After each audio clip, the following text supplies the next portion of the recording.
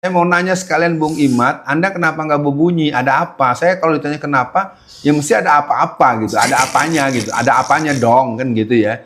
Nah jadi buat Imad, mungkin pertanyaan Bung kameramen jadi pertanyaan saya juga. Anda ngomong dong, ngoceh dong, ya. Anda kan ahli dalilnya apa nih? Assalamualaikum warahmatullahi wabarakatuh. Pada kesempatan yang sangat berbahagia ini kita akan menyimak tanggapan Ustadz Alfian Tanjung terhadap para pembegal nasab yang diam tentang masalah PIK 2. Langsung saja kita simak videonya. Jangan sampai kalian di negeri kalian sendiri yang direbut dari penjajah dengan darah-darah kakek-kakek kalian sendiri. Kemudian negeri ini, kehormatan kalian gadaikan, kalian jadikan hal yang menghinakan. Daripada perjuangan kakek-kakek kalian sendiri, jangan menjadi budak dari bangsa-bangsa selain kalian. Waktu itu kan kita sempat ada kasus nasab ya Bung Alfian, begal nasab lah kalau bahasanya Habib Rizik. Nah kalau saya melihat sebagai orang yang mengamati sosmed juga, saya melihatnya Imad CS atau para pembegal nasab ini kan merasa resah kan dengan para Habib yang mereka anggap pendatang. Kira-kira kan gampangnya gitu Bung Alfian. Nah langsung aja Bung Alfian, di sesi awal ini saya tanya, kalau mereka merasa paling pribumi, kok saya tidak mendengar mereka bersuara soal PIK 2? Nah ini analisa Bung Alfian bagaimana? Silakan respon awalnya. Bismillahirrahmanirrahim. Kepada Imad, tolong dibantu penjelasan bagaimana caranya masyarakat Banten dan masyarakat yang sedang mengalami penindasan dari oligarki dan antek-anteknya agar mereka mempunyai keberanian untuk menerangkan ketika puluhan hektar, ratusan hektar dan berbagai fasilitas pribadi yang mereka miliki dengan surat-surat resmi yang mereka punya, dan sekarang mereka menjadi orang-orang yang menjadi gembel di kampungnya sendiri. Sekarang saya minta tolong bantu terangkan bagaimana cara memerangi kaum oligarki, kaum pengambil dan pencaplok tanah rakyat. Katanya Anda adalah ulama pribumi, ayo ulama pribumi maju, saatnya kita untuk berperang melawan para pencaplok-pencaplok tanah rakyat. Terangkan saudara-saudara, begini cara melawan oligarki. Kita selamatkan NKRI dan kita bela rakyat kita yang tanahnya diambil oleh antek-antek oligarki. Saya mencoba membaca kenapa mereka tidak bersuara. Ini pun sebetulnya kalau mau balik bertanya sama dengan Megawati. Ya, saya mau nanya sekalian Bung Imad, Anda kenapa nggak berbunyi? Ada apa? Saya kalau ditanya kenapa, ya mesti ada apa-apa gitu, ada apanya gitu, ada apanya dong kan gitu ya. Nah jadi buat Imad, mungkin pertanyaan Bung kameramen jadi pertanyaan saya juga. Anda ngomong dong, ngoceh dong, ya. Anda kan ahli dalilnya apa nih? Gini. Yang kedua Ibu Megawati, katanya Ibu pelindung wong cilik.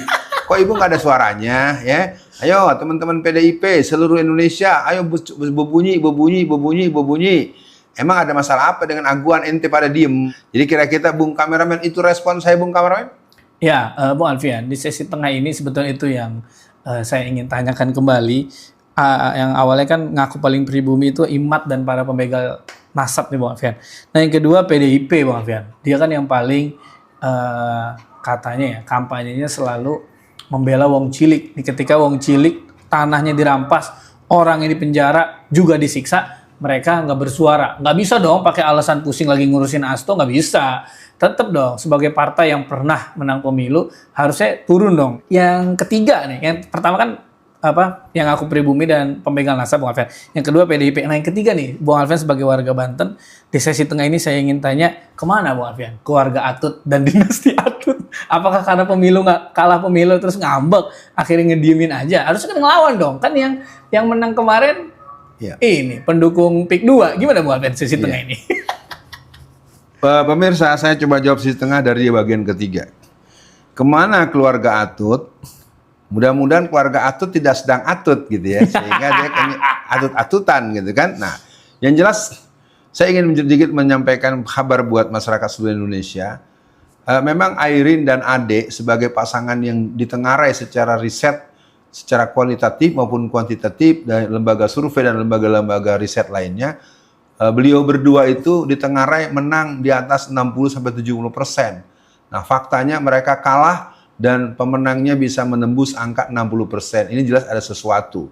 Nah, tentu terkait dengan kemana mereka dan tidak berbicara, berarti Anda memang tidak punya empati kepada masyarakat masyarakat secara umum. Kalian hanya mengurus keluarga kalian sendiri saja, hanya gara-gara kalah pemilu, kok pada diem semua. Ayo, ya Azrumi, Andika ngomong juga dong, kan Anda orang situ gitu ya. Nah yang kedua, buat PDIP ya, PDIP ini bagaimanapun harus dipertanyakan, apakah memang layak PDIP terus ada? Maka layak dibaca ulang dan dilihat arsip ulang ya. Daripada Habib Rizik, PDIP itu dipertimbangkan untuk dibubarkan kalau dia tidak mempunyai kesungguhan pada pembelaan rakyat kecil. Betul. Karena kalau begini terus enak saja orang yang nggak punya daya bela lalu kemudian petang-tang peteng-teng.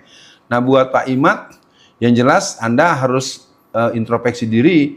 Kalau begitu Anda teriak paling pribumi lalu Anda menganggap orang-orang yang keturunan Rasulullah dengan tuduhan-tuduhan yang beragam-ragam, sebenarnya itu jadi perbincangan tersendiri di kalangan para ulama-ulama salafus saleh. Paling tidak apa nggak ada kerjaan lain kecuali membahas seperti itu. Nah, dari saya mungkin buat Bung Kameramen di tengahan ini, mari semua bangun kesadaran, bangun jiwanya, bangunlah jiwanya, bangunlah badannya untuk Indonesia Raya. Itu Bung Kameramen tengahannya. Baik, Bu Alfian. Ya, lagi-lagi kita hanya bisa mempertanyakan ya Bu Alfian. Tapi saya terinspirasi dengan kalimat Bu Alfian tadi.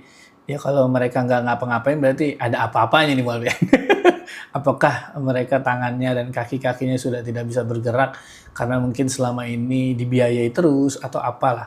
Nah Bung Alfian, untuk akhir sesi kali ini saya ingat pesan Bung Alfian, jangan pernah bosan untuk membahas PIK 2, Rempang dan daerah-daerah lain ya Bung Alfian untuk kita bela lah, untuk kita suarakan.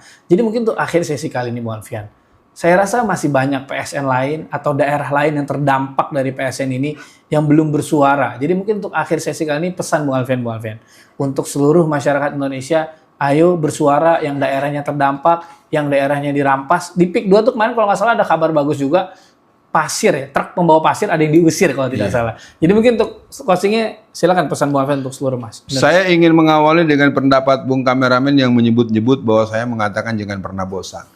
Kalau dulu yang namanya Pangeran Diponegoro bosan untuk menggelorakan kemerdekaan. Kalau dulu yang namanya Tuanku Imam Bonjol, Sultan Hasanuddin, Cut Nyak-din, ya, Ageng Tirtayasa, Sultan Ba'abullah. Kalau dulu orang-orang pendahulu kita bosan menyatakan merdeka atau mati, mungkin kita tidak akan pernah merdeka seperti hari ini. Kalau hari ini kita tidak mempertahankan kemerdekaan kita bisa mengalami nasib yang bahaya. Karena pemasangan tempat-tempat dan tembok-tembok, apalagi kalau kita lihat PIK 1 yang udah jadi itu Bung Kameramen, sangat mengerikan. Sekali lagi, PSN palsu segera dibongkar, PSN yang tidak bermanfaat buat masyarakat banyak segera dicabut, dan berikutnya jangan hidup berhutang budi. Orang yang hidup berhutang budi akan hilang nyalinya. Yang kedua, kepada pihak kepolisian, Anda semua jangan segitu mudahnya mengeluarkan sprindik. Dikit-dikit disidik, salahnya apa? Ya, jangan gunakan tugas Anda adalah menjadi pelayan negara, bukan pelayan pemerintah. Anda pelayan keadilan masyarakat dan jangan mau saja membuat sprindik-sprindikan. Ini semua permainan yang sangat menjijikkan dan memalukan. Sekali lagi buat seluruh masyarakat Indonesia, ayo Bung, rebut kembali. Jangan pernah bosan. Semua kita maju tak gentar. Rebut kembali Indonesia kita dari tangan-tangan yang ingin mencaplok kedaulatan. Allahu Akbar, merdeka Indonesiaku. Nah, sahabatku yang dimuliakan oleh Allah Subhanahu wa Ta'ala, mungkin cukup sekian videonya. Semoga bermanfaat dan berkah. Assalamualaikum warahmatullahi wabarakatuh.